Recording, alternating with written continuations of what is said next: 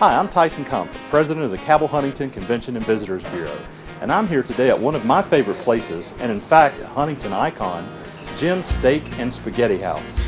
It has seen celebrities, dignitaries, and even U.S. presidents. Let's check in with Jimmie Carder and find out why Jim's is so successful.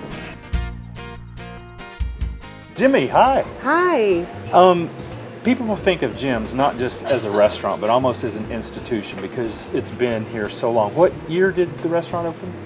It started in June of 1938. 1938. Yeah, 75 years ago. And was opened by your father. Yes. Do you know my funny story? I don't. My funny story is that my future mother said to my future father, "Get a job or I'm gone." And he borrowed $1,500, bought this restaurant, and here we are. Oh my gosh, no, I hadn't heard that Yeah. story. Well, what do you think makes, obviously the food is delicious, but what do you think goes into making Jim's as successful as it is? You know, we hear that from our customers all the time, and so we know clearly what makes us who we are, and that is quality and consistency. People say to me, we know what we're going to get every time we walk in the door. Right. It's going to taste the same, look the same, and it's delicious. And don't you think, I know that the staff, it seems to me like they're almost like a family. Yes. And people pick up on that as well, don't you Yes, think? they do. We have a lot of customers that will come in, and my girls are so good at it.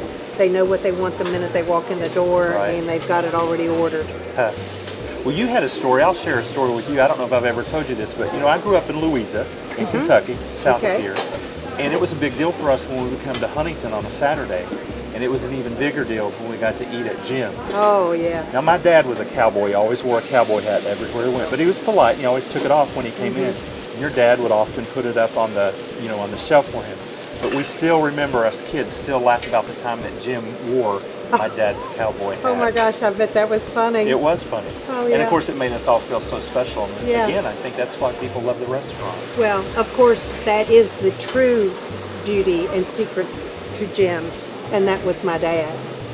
He was probably the most loved man in this town. He had a very special way with people. Right. And I tell people that he is the one person in my life that I know that truly loved everybody. Well, that's awesome. Yeah. And speaking of history, John Kennedy, there have been presidents in the restaurant, right?